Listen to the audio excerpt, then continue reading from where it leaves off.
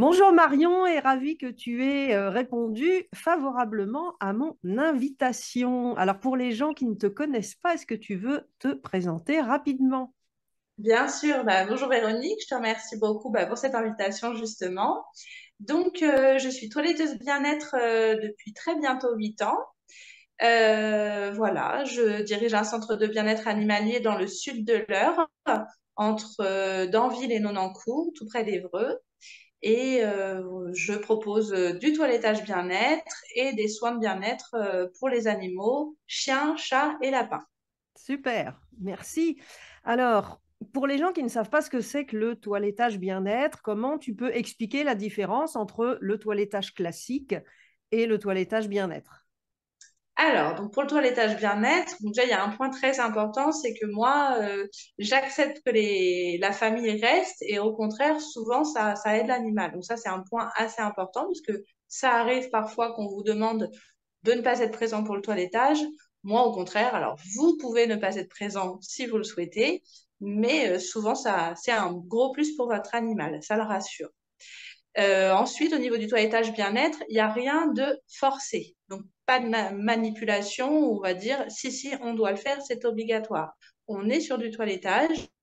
C'est comme nous quand on va chez le coiffeur ou chez l'esthéticienne, on décide d'y aller. Bon, pour notre chien, déjà de base, effectivement, c'est déjà pas son choix à lui. Mm. Souvent, même si certains sont très contents de venir. Oui. Mais, mais c'est déjà vous qui avez pris cette initiative et au niveau du toilettage, on va déjà être quand même sur une prestation où on va devoir faire des choses où on n'a pas le temps, on ne peut pas y passer la journée entière. À moins de se dire on y passe la journée entière, mais ça va faire un coût important. Donc le but du toilettage bien-être, c'est de venir soit apprendre aux chiots, aux chatons ou aux lapros par exemple, les cochons d'Inde mais aussi, apprendre, donc ou réapprendre. Ça veut dire qu'on peut commencer un toilettage bien-être à 10 ans, après avoir soit en n'ayant jamais eu de toilettage, donc faire son premier toilettage à 10 ans, ou bien on peut aussi avoir eu des toilettages classiques et se dire, bah, moi j'ai envie de faire toiletter mon chien autrement. Avoir un toilettage où ce sera uniquement du bien-être, où il y aura des massages, des soins personnalisés à lui et où le toilettage se passera en fonction de lui. C'est-à-dire que j'ai une table de toilettage, j'ai une baignoire de toilettage comme chaque toiletteuse. Alors par contre, dans ma baignoire, aucun chien n'est jamais attaché. Et sur la table, on y va si on a envie. Si on n'a pas envie, c'est moi qui m'adapte et qui vais travailler au sol. Et ça, donc, le toilettage bien-être, du coup, ça permet de s'adapter à chacun. Que ce soit un animal où tout va bien, bah, c'est super, ça fait un toilettage super sympa. Ou alors, on peut s'adapter soit des handicaps physiques, ça, c'est un point intéressant, parce que le Mhm. fait de s'adapter, bah, forcément, quand on a un handicap, c'est important. Ça peut être du physique, ça peut être une surdité aussi et de s'adapter à l'animal vieillissant, au chiot avec toutes ces nouveautés qu'il a à apprendre et puis sa peur différente. Un adulte qui a jamais été toiletté, bah, il peut avoir besoin d'être toiletté un peu différemment que quelqu'un d'autre. Voilà, tout le monde a ce besoin du toilettage bien-être. La différence aussi, c'est que par rapport au toilettage classique, alors je dirais quand même dans la plupart des salons, où il y a aussi une notion de rendement. En plus, si le salarié, il est salarié, donc il n'est pas propriétaire du salon, il doit faire un certain nombre de chiens par jour. Il y a un rendement quand même. Oui, Toi, d'après ce que j'ai compris, voilà, c'est pas le rendement au nombre de chiens qui fait. Tu préfères en prendre moins, mais que ce soit fait avec bienveillance et bien-traitance. On est d'accord? ah oui, tout à fait. Alors effectivement, c'est pas un point que ça. En fait, moi, pour moi, c'est tellement limpide, c'est Et tellement non, quelque chose sur et non. mais effectivement, bah, moi, ça m'arrive de dire, voilà, je parle beaucoup avec mes clients, parce que, humains, je veux dire, parce que je parle aussi aux animaux, hein, mais ils me répondent un peu moins.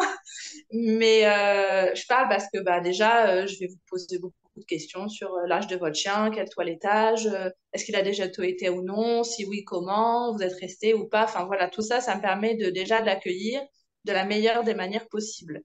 Il y a des chiens avec lesquels je vais proposer, maintenant je les connais, d'autres dès le départ, quand je les vois arriver, je dis, ah bah lui, je vais vous proposer d'aller dans le parc, de détente, et puis, ou alors de faire une balade avant pour qu'ils se détendent avant. Il y a des chiens, il n'y a pas besoin, il y a des chiens, le fait d'être détendu avant, ça va beaucoup aider. Mhm. Voilà, ça c'est des choses qui sont comprises dans la prestation, qui qui se font en fonction de chacun, en fait.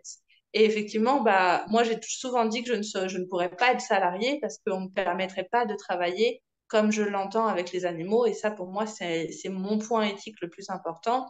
C'est que je veux m'adapter à chacun et je ne dérogerai pas à ça, en fait. Et effectivement, ben, quand on a une... Alors, bon, alors, moi, le tarif de la prestation va avec la qualité et le savoir-faire qui est présent, évidemment, et qui me permet, effectivement, de ne pas avoir besoin de faire... 12 chiens dans la journée. J'allais dire, voilà, entre 8 et plus de Ouais. 10 chiens par jour, ce qui déjà... Et c'est aussi... Alors, pour moi, c'est une part importante, puisque pour moi, l'animal et l'humain sont quand même liés. C'est une part importante aussi de se respecter soi-même. Parce que le fait de s'adapter aux animaux, c'est limpide pour moi, parce qu'en fait, j'avais aussi besoin que mon métier s'adapte à moi. J'ai moi-même un handicap invisible qui fait que j'ai besoin que le toilettage s'adapte à moi, donc m'adapter aux autres. Quand je dis les autres, pour moi, c'est les animaux, parce que pour moi, c'est des êtres à part entière. Et ben, c'était logique, en fait. Parce que, par exemple, ça peut être tout bête, mais moi, quand je vais chez le coiffeur, il a fallu que j'ai mis longtemps à trouver une coiffeuse où mon handicap invisible ne me gênait pas pour être coiffée. Ça, c'est des choses chez l'esthéticienne aussi. Donc, je me suis dit, bah, au toilettage, il faut que chacun puisse être bien. Même, là, j'ai souvent des animaux seniors, je pense souvent à eux. Bon, les chiens handicapés, évidemment, il y a forcément quelque chose à faire pour s'adapter, c'est logique. Mais sur un chien senior, bon, on va pas faire pareil que sur un chiot, parce qu'un chiot, il est en pleine forme, etc. L'autre jour, j'ai eu un golden de 11 ans, si je me trompe pas. Voilà, habitué d'être toiletté ailleurs, et puis les gens n'ont jamais trouvé chaussures à leurs pieds en tant que toiletteuse, on va dire. Et en fin de compte, bah là, j'aurais dit, vous savez, il sera peut-être pas fini de sécher, parce que je pense qu'après le bain, les soins, tout ce qu'on fait à la baignoire, il va être bien fatigué, et je pense qu'il va être couché sur la table. Donc je me suis pas trompée, monsieur s'est couché, et bah évidemment, un chien qui est couché sur la table, pour Oui. sécher son ventre, c'est plus compliqué. Mais c'est pas grave. Après, j'adapte, je mets des serviettes en dessous, ça absorbe. Puis quand il s'est levé à la fin, parce qu'il était content de partir, hop, là, on fait un petit coup de séchage en dessous. Voilà, ça, c'est ça, s'adapter. C'est se dire, on voit comment l'animal réagit et on fait en fonction de lui. Il me semble aussi que parfois tu fais des chiens en plusieurs fois quand c'est possible. Il n'est pas question que le chien il reste 3 heures ou 4 heures pour qu'il soit fini complètement et Oui. que tu peux le faire par petits bouts, par séquence. Ah oui, non. Du coup, les gens reviennent. Tu peux nous expliquer ça? Donc, Ah, est-ce que tu peux nous expliquer ça, de faire le chien en plusieurs fois? alors, je vais partir sur les animaux les plus petits parce que du coup, la durée de la séance, sur les lapins, on est souvent sur une séance à 30 minutes. Ça peut aller jusqu'à 60 minutes max. Voilà, lapin et chat, c'est des séances à 60 minutes maximum. Parce que sur un lapin et un chat, bah, c'est déjà beaucoup de patience parce que c'est des animaux qui n'ont pas l'habitude d'être déjà à la maison. C'est Hmm. des animaux qu'on va moins manipuler souvent que, qu'un chien, en fait. Donc, du coup, 1 heure, c'est déjà énorme. Donc, ça, c'est la limite. Et c'est très souvent que je fais des chats. Alors, les chats viennent régulièrement. Donc, quand ils viennent régulièrement, bah là, on est sur notre séance à 1 heure classique. Quand Mhm. les chats viennent pour la première fois et qu'il y a des nœuds, eh ben, on fait déjà une séance nœud, comme j'appelle. Et après, on fait la séance classique. On vient faire repartir sur une base saine. Voilà, on fait 2 séances d'1 heure. 2 heures, c'est impossible pour un chat. C'est trop long, en fait. Pour un chien, il y a des chiens qui peuvent avoir la même patience qu'un chat, c'est-à-dire pas beaucoup de patience. Donc, ça peut être une question de patience. Moi, sur les chiens, je me fixe 2 heures, c'est déjà une grosse séance. Ça peut aller jusqu'à 2h30. Quand on est sur 2h30, c'est parce que justement, il va y avoir des pauses pendant la séance. C'est-à-dire que la séance, elle ne va pas être de 2h30 en continu. Ou alors, c'est parce qu'au bain, je vais prendre du temps. À un moment donné, je vais le laisser. Voilà, l'animal dans la baignoire, il peut s'asseoir, se coucher. Donc ça me prend du temps. C'est-à-dire que le laisser lui se coucher, etc., bah, c'est du temps où moi, je vais pouvoir travailler moins facilement. Ça me prend un peu de temps et voilà. On peut y avoir dans les 2h30, se dire, bah, là, on voit qu'il en a un peu marre, il a besoin de pause. Hop, on va dans le jardin et il fait ce qu'il a à faire dans le jardin, même sentir des odeurs. Ça détend un petit peu, en fait. Mhm. Et puis, il y a aussi le fait de se dire, bah voilà, où il y a trop de nœuds, par exemple, donc on fait déjà la séance, on s'occupe des nœuds, etc. Et puis la fois suivante, on fera le reste.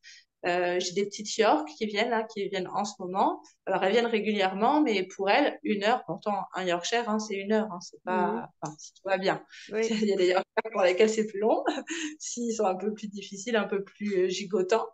Mais voilà, même pour elles, en fait, c'est déjà trop. Donc du coup, une fois on fait le bain, le séchage, et puis la semaine suivante, elles viennent, on fait la coupe. Parce que là, il y a ou la coupe ou la retouche ciseaux, parce que j'en ai une en poil qui est laissée en poil court, mi-long, et l'autre qui est laissée en poil long. Mais il y a quand même la coupe des griffes, par exemple. Ça, la coupe des griffes, c'est extrêmement important, et c'est une des choses qui prend le plus de temps. Mais il faut être bien pour faire la coupe des griffes. Donc on peut pas se dire, on le fait vite fait en fin de séance. Allez, parce que c'est important. Non, non, la coupe des griffes, s'il faut, on la fait en premier. Et je me souviens d'un labrador qui est venu il n'y a pas très longtemps. J'ai bien fait de le faire en premier parce que j'ai mis presque une demi-heure à faire ses griffes. Parce qu'elles n'avaient pas été faites depuis, je sais plus, c'est un labrador que j'avais dû voir 5 ou 6 ans plus tôt. Ah oui, en effet. Donc voilà, mais on a pris le temps. Il était alors une demi-heure parce que c'était un papy et qu'il était couché. Et donc moi, j'étais comme je pouvais autour de lui pour couper les griffes. Ok, dans les autres soins bien-être que tu peux apporter aux animaux, il y a quelque chose comme l'enveloppement d'algues et autres. Tu peux nous en parler? Oui, c'est ça. Alors, donc l'enveloppement d'algues, c'est quelque chose. Donc, j'ai été formée spécifiquement par une personne qui fabrique, qui produit justement les poudres à base d'algues qu'on peut mettre sur les animaux. Donc, il a fait beaucoup d'études, etc., sur le bienfait que ça leur apporte. Je crois Donc, on qu'elle va fait avoir pour toute une les, sphère articulaire. je crois qu'elle fait pour les chevaux aussi. Oui, bien sûr, à la base, ça a été fait, ça a déjà été fait pour les chevaux. Et puis, bah, moi, je l'ai contactée parce que je trouvais que j'avais envie de le faire sur les chiens. Donc, du coup, elle m'a bien expliqué tout, chaque produit, ce qu'ils peuvent apporter, où est-ce qu'il faut les placer, combien de temps. Parce que autant sur le cheval, on peut être sur des produits qu'on place une nuit, autant sur l'animal, on est sur le chien, on est sur 15-20 minutes. Sur le chien ou le D'accord. chat, on va être sur 15-20 minutes maximum. Parce qu'en fait, c'est vraiment des vraies algues. Donc, ça envoie aussi tout le sel à l'organisme. Ça envoie beaucoup de choses à l'organisme. Il faut pas plus. Donc, c'est quelque chose qu'on peut faire. Alors, on peut venir juste pour un enveloppement d'algues. J'ai des chiens qui viennent avec des pathologies souvent. Et on peut aussi faire le toilettage et l'enveloppement d'algues. Parce qu'évidemment, après l'enveloppement d'algues, on a le poil un peu vert. Donc, de toute façon, il faut passer au rinçage et au séchage. Donc, quand c'est possible, eh ben, on fait un toilettage en même temps. Donc, on va être sur des pathologies articulaires. Enfin, il y a plein de choses. Hein. Je vois des chiens avec des hernies discales, de l'arthrose. Ça peut être une entorse, une boiterie intermittente. Ça peut être fait en complément d'une séance chez l'ostéopathe notamment, chez l'ostéopathe animalier, voilà. Mhm. Et donc, on vient apporter du confort sur toutes ces pathologies-là. De la prévention, c'est intéressant aussi de travailler en prévention, de ne pas se dire j'attends que mon chien soit plein d'arthrose et bloqué à cause de son arthrose. Non, en prévention, dès son plus jeune âge, j'ai envie de dire, voilà, des 5 ans, 5 à 7 ans selon la taille de la race, on vient aider les articulations tout de suite, avant que l'arthrose ne se mette en D'accord. place. Et on peut aussi aider les chiots de grande taille, par exemple. Ah oui, Les pendant chiots la à croissance, ouais. voilà, c'est ça. Et puis, on a aussi la partie bien-être. Parce que je propose, j'ai fait des formations de massage. Donc, donc le massage, je viens le travailler justement pendant le toilettage pour Mm. détendre, pour apaiser, pour que le toilettage se passe de manière plus agréable. Donc, on peut travailler l'enveloppement d'algues sur de l'anxiété, sur un bien-être à avoir, on a envie d'offrir ça à son chien, ça détend. C'est comme nous, en fait, d'aller au Oui, spa. Hein. Donc, ça détend. Voilà, c'est ça. oui. Ça fait du bien, même si on n'a rien, même si on va bien, et ben ça, c'est un petit moment pour soi. Et il y a des gens hein, qui viennent, voilà, pour faire plaisir à leur animal, pour le toilettage aussi, du coup. Vu qu'on est sur du toilettage bien-être, on voit plus le toilettage comme quelque chose de coercitif, à se dire oh là là mon chien il va pas aimer, il va chez le toiletteur, ça va pas être une bonne journée Mm. pour lui. Non, c'est au contraire. Enfin, bah, la dame qui vient de partir avec sa Yorkshire, bah, avant de venir, elle dit bah on va aller chez Marion, ça va être chouette. Voilà, c'est à force, les chiens ils sont contents, ils savent qui est Marion. C'est pas la vétérinaire, ça C'est change. clair. Bah, j'ai vu la dernière fois quand je suis venue avec Véronique et Lilou. Lilou, elle est rentrée direct dans ton jardin vers le salon, très contente de venir C'est te ça. voir. Hein. Sans Bah, je pense que souci. les phéromones, les messages qui sont laissés dans le jardin sont clairs, hein, pour le coup. Oui, et Sinon, puis ils viendraient pas. et les bonnes expériences vécues, du coup, à travers les séances de toilettage Ah avec oui, toi ou de massage, c'est ça. relaxation, etc. Je veux dire, c'est quelque chose que le chien se souvient de cette bonne expérience et bien sûr, il vient pas à reculons, Oui. il a plutôt envie de revenir au Et, salon et de revenir te voir. C'est un bon indicateur. et du bien-être que ça leur apporte après. Parce que je travaille aussi en soins de peau. Bah, par Ah exemple, oui? Lilou, voilà, on fait pas la même séance à chaque fois. Il me semble que la prochaine fois, on est sur un soin de peau. Voilà, le soin de peau, on peut venir le faire pour une fourrure sèche, pour une fourrure grasse, hein, rien de trop inquiétant. On peut le faire pour les atopiques, tout ce qui va être Oui. eczéma, psoriasis. On a beaucoup, beaucoup d'atopies, des allergies. On a travaillé en partenariat. Je travaille sur les enveloppements d'algues beaucoup avec l'ostéopathe. Et puis sur les problèmes de peau, ben voilà, il peut y avoir des chiens avec des traitements, hein, chez le vétérinaire Mhm. et on vient aider ou par exemple sur des tontes post-opératoires. Le Oui. poil, moi j'ai un chien qui vient d'être tondu pour une opération. C'est un chien à poil court, mais malgré tout, son poil là, la repousse. Bah, on voit bien qu'il y a un souci, hein. Son poil, il est tout, on dirait un poil de sanglier. Ah, Ah c'est oui, pas d'accord. Et un du sanglier, c'est pas un chien. Donc, on va pouvoir venir avec des soins de peau adaptés à chacun, venir travailler sur la problématique. Voilà, alors ça, effectivement, ça demande un investissement régulier. Après, le toilettage en lui-même, de toute façon, si on veut apporter le bien-être à son animal, c'est quelque chose qui va se faire au minimum une fois tous les 3 mois. Chaque trimestre, chaque saison, c'est bien. On peut le faire plus souvent quand on est sur un problème de peau. Voilà, on est en phase difficile, on peut venir chaque mois. Et puis Hmm. après, quand ça va mieux, on peut espacer. Voilà, mais c'est quelque chose, ça, on a un bien-être à apporter à chaque animal, même à poil court. Je le dis parce que souvent on me dit, ah oui, mais vous toilettez que les chats à poil long. Et puis pour les chiens, il y a que ceux qui sont à poil long qui viennent se faire couper les poils. Non. Mais en fait, le toilettage, c'est pas que couper les poils. Donc, enfin, pour moi, le toilettage, ma base, c'est l'entretien de la peau, l'entretien de la fourrure.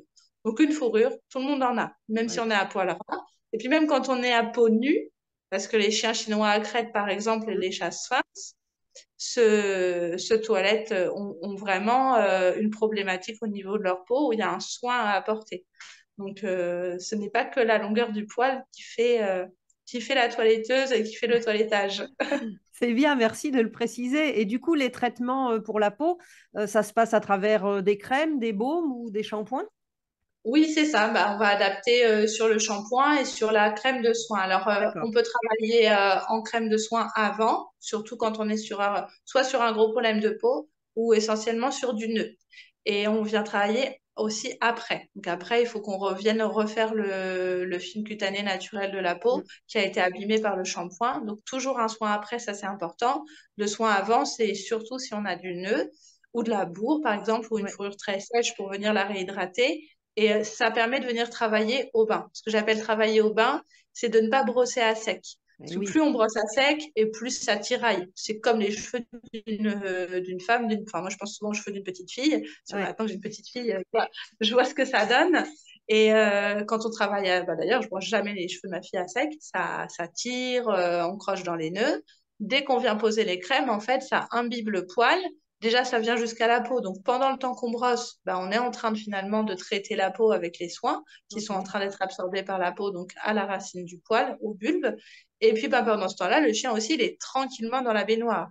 Parce que autant sur la table, ça arrive que j'ai des chiens qui soient détachés, mais on ne peut pas détacher tous les chiens sur la table. Parce que si Mm. on a un chien sur la table de toilettage, tout seul, par exemple, que la famille n'est pas là, parce que si la famille est là, elle peut aider, elle peut le tenir, elle peut lui dire de rester sur la table, mais si je suis toute seule avec le chien et qu'il veut sauter de la table, je suis bien obligée de Oui. l'attacher Oui. de manière à ce qu'il se sente bien, mais il est quand même attaché. Donc c'est une obligation.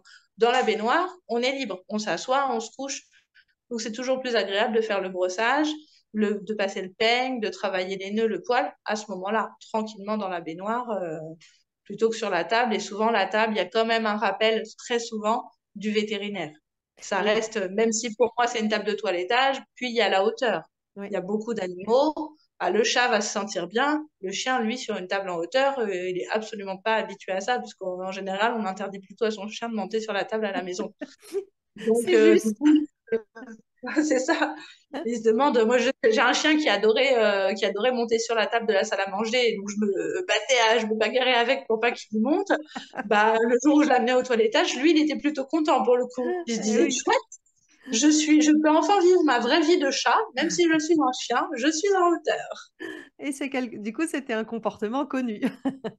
Ça, voilà, c'est le fait de, c'est comme bah, pour le toilettage, c'est pareil. Quand j'explique aux gens, on me dit oui, mais mon chien, le toilettage, il aime pas ça, ou il va avoir peur. Mais bon, je me dis que déjà, s'ils m'ont appelé, c'est que quand même, ils ont envie de le faire à leur animal. Oui. Même s'ils se disent, et je leur dis, mais non, pas forcément. Déjà, avec vous, bah, ça a un côté extrêmement rassurant. Mm. Ça, c'est un point important. Parce qu'effectivement, que ce soit un chien qui n'ait jamais été toiletté, ou que ce soit un chien qui a été toiletté il y a plus de 3 mois, voilà, 3 mois, ça laisse un souvenir, on se rappelle. Mais il y a plus de 3 mois, on ne se souvient pas. Et puis, si on change de toiletteuse, du coup, on est dans un nouvel environnement à faire quelque chose qu'on ne fait pas régulièrement, qu'on ne fait pas chaque semaine, chaque mois, et avec une inconnue. Donc, ça fait beaucoup. Donc, c'est quand même bien d'avoir quelqu'un de la famille qui reste auprès de soi et de se dire, bon, bah, je suis pas lâchée tout seul dans un environnement inconnu, je ne sais pas ce qu'on va me faire et je connais pas la dame. Il y Ouais. a des animaux, les premières fois, on voit, ils sont très, très rassurés que leur maître reste. Et puis, ça arrive que les gens, ils ont soit un rendez-vous en même temps, une urgence, ça peut Mm. arriver, hein, qu'ils ne puissent pas rester. Puis, je leur dis, bah, ça s'est super bien passé. Quand ça fait plusieurs fois qu'ils sont venus régulièrement, Et oui. bah voilà, ils me connaissent. Ils savent que je leur veux pas de mal. Quand ils me connaissent pas, le maître, lui, il le sait, puisqu'il me fait confiance pour me confier son animal. Donc, il a une confiance. Moi, je sais que je ne lui veux pas de mal à l'animal, mais lui, il n'en sait absolument rien. Et souvent, quand il va quelque part qui n'est pas chez lui, où il y a une table en hauteur, bah, c'est souvent chez le vétérinaire. Mm. Donc, forcément, il faut un temps à se dire, ah, en fin de compte, elle me met dans une baignoire, elle me fait des massages, c'est plutôt agréable, mais Elle voilà. me, Et il y a elle, il y a des animaux qui ne elle le me fait parle pas. gentiment. Ça, c'est important. Enfin, ma façon de parler, ma façon Mais d'être, oui, je suis exactement pareil avec les animaux. Et je vais être patiente. Ça, pour moi, c'est une qualité très, très, c'est très vrai. importante. C'est vrai que... Et je suis comme ça dans la vie de tous les jours. Je suis comme ça avec ma fille, par exemple. Je suis comme ça avec des gens qui m'embêtent dans la vie. On a tous des fois des moments plus difficiles. Mais quand je suis en train de faire quelque chose, je suis dedans et je le fais, j'ai une bonne intention de le faire. Donc, du coup, l'animal, il ressent toute cette énergie positive, cette bienveillance. Et puis, la voix, c'est important. Et de rester calme. Alors, quand on a un chien calme, c'est pas difficile du tout de rester calme. Quand on a un animal, alors j'ai des fois des chiens qui aboient pendant, bah, c'est comme ça, c'est leur manière de s'exprimer. Ils aboient pendant le... Alors, il y en a qui aboient parce qu'ils sont contents et d'autres qui aboient parce qu'ils sont stressés. Mm. Mais dans les deux cas, un aboiement constant pendant 1 heure et demie ou 2 heures, c'est pas toujours évident. Et moi, je garde, mais finalement, j'ai l'habitude maintenant. Pour moi, aboyer, c'est pas gênant. Et c'est quand eux sont stressés, les animaux, bah, faut que j'arrive à me faire un petit peu une bulle pour que leur stress ne m'atteigne pas. Mm. Parce qu'évidemment, cette bienveillance, elle dénote quand même une certaine sensibilité. Donc moi, je suis sensible à ce que eux ressentent. Donc c'est vraiment quand il y a du stress, et ben c'est mon moment le plus important à moi rester calme et souvent ça les ben, ils font la même chose que nous en fait. Et il y a C'est une comme les gens synchro- qui me disent moi je suis stressée, des fois les propriétaires ou les familles me disent ah bah moi je suis stressée alors mon chien il est stressé. Ben, c'est exactement ça et j'ai des fois des chiens qui arrivent stressés avec des maîtres stressés et tout le monde repart un peu plus détendu. Oui, parce c'est normal, il y a une synchronicité qui se met en place, donc, dans un sens ou dans l'autre, hein, d'ailleurs. C'est ça. Bah oui, Et on a un cercle vertueux où ok, est-ce que tu donnes aussi des petits conseils d'entretien pour que les gens ils entretiennent la fourrure de leur chien, qu'ils oui. brossent entre deux séances de toilettage avec toi pour que ce soit moins difficile pour les chiens? Ah oui, oui, oui, c'est ce que je dis. Je repense c'est à Pulco. C'est une dame qui m'avait appelé avec un loulou, une fourrure très sèche, etc. C'est vrai, il me semble qu'on avait déjà été toiletté. Puis elle le baigne à la maison. Donc elle le brosse très régulièrement, plusieurs fois dans la semaine. Et malgré tout, poil toujours aussi sec. Et plus un poil est sec, plus il mêle. Donc on est bah là, pour le coup, on n'est pas sur un cercle vertueux pour le poil. Et je lui ai dit, alors déjà au téléphone, on a passé beaucoup de temps pour que je sache Alors, si je passe beaucoup de temps au téléphone et que je pose beaucoup de questions, c'est pas parce que je suis intrusive, c'est pour savoir quel temps je programme. Oui. Pour ma séance de toilettage, justement. J'ai besoin de savoir combien de temps je dois être disponible pour l'animal et sa famille. Et là, je lui avais dit, bah, de toute façon, tout ce qu'on vient de discuter, non, alors moi, je le note, mais après, puis ça me reste en tête. J'ai une bonne mémoire. Et puis après, je dis, le jour où vous êtes là, bah, vous n'hésitez pas à amener vos brosses, vos peignes, ce que vous utilisez au quotidien, les soins que vous mettez ou si vous en mettez pas, comme ça je le saurai. Mais si vous utilisez des shampoings, des sprays, et puis, je parle aussi, alors j'ai ma formation de base, j'ai été formée en nutrition canine et féline. Donc, ma formation de Pardon, base, elle est j'ai pas très, très compris. extrêmement. Tu as été, J'ai j'ai été pas compris. formée en nutrition canine et féline. Ah, nutrition, d'accord, ok. Donc, ma formation de base, elle est extrêmement complète sur l'animal, sur tous les animaux d'ailleurs. Je me suis ensuite spécialisée chien-chat. Donc, je propose aussi, je demande s'il y a des compléments alimentaires qui sont mis en place. Des fois, on pense à la levure de bière, par exemple. Mhm. Voilà, il y a des choses qu'on peut faire au quotidien, à ajouter dans la nourriture. Des fois, je conseille des sardines. C'est pas, Ouais, c'est tout bête, hein, mais en fait, ça amène, voilà, ça oui, amène du bon gras sur une. Je dis toujours, on peut faire. Et ça, je suis quand même assez, enfin, je me trouve honnête dans ma démarche, c'est que le toilettage, effectivement, on vient réhydrater la peau, on vient réhydrater le poil. C'est très important. Il faut que le poil il soit entretenu régulièrement. S'il n'est pas entretenu régulièrement, il va s'abîmer.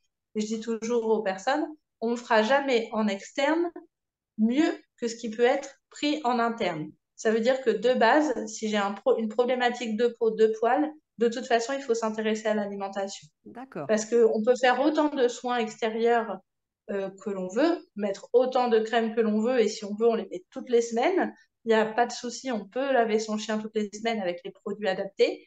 Mais s'il a une mauvaise alimentation de base, par exemple, moi je la pâté bas de gamme, par exemple, ce serait le pire, et ben c'est sûr que c'est comme nous. Si on a une mauvaise alimentation, notre organisme il ne va pas bien. Et ça peut se voir sur notre peau, nos cheveux. Et pour les animaux, c'est pareil. S'ils ont une mauvaise alimentation de base ou une alimentation qui ne leur convient pas, parce que des fois, il y a une bonne alimentation dans le sens où c'est une alimentation de qualité, les gens pensent prendre le meilleur, et en fait, c'est tout simplement pas le meilleur pour leur animal. C'est juste ça. Donc, c'est important de parler avec la famille et de pas juste toiletter, entre guillemets, parce qu'il y a toute une problématique. Et puis, des fois, il peut y avoir des choses qui sont faites à la maison qui abîment le poil, comme un produit ménager utilisé pour le sol ou un animal qui a des démangeaisons. Ça peut être une plante qu'il y a dans le jardin, quelque chose qui le gêne, hein. Ça, il y Ok. a plein d'informations à prendre en compte. Ah oui, donc c'est vraiment une approche globale, hein. C'est super. Oui, moi je me trouve bavarde quand les gens viennent, mais bon, puisqu'ils reviennent, c'est que ça doit être intéressant. Exactement. À propos de ça, on va pas tarder à terminer. Est-ce que tu aurais quelque chose, est-ce que tu as envie de dire quelque chose pour conclure cette super interview? Bah, déjà, un grand merci de me permettre de parler de cette pratique, puisque Avec moi, ce que plaisir. j'aimerais, c'est que toutes les toiletteuses travaillent comme ça, en Oui. s'adaptant à chacun et puis en apprenant. Justement, on a fini là-dessus un petit peu. Je trouve que le plus important, c'est de se dire que le toilettage, c'est un travail d'équipe. C'est-à-dire que la toiletteuse, elle est importante. Évidemment, on a un savoir-faire, que la famille ne connaît pas, ne sait pas faire, et puis manipuler, même quand on sait faire, manipuler ses propres animaux, c'est pas toujours aussi simple que de faire sur les autres. Et surtout, il faut se dire que nous, à la maison, on a notre importance. C'est pas de se dire, je fais juste, j'emmène au toilettage, et puis c'est bon, elle va pouvoir tout faire. C'est pas possible.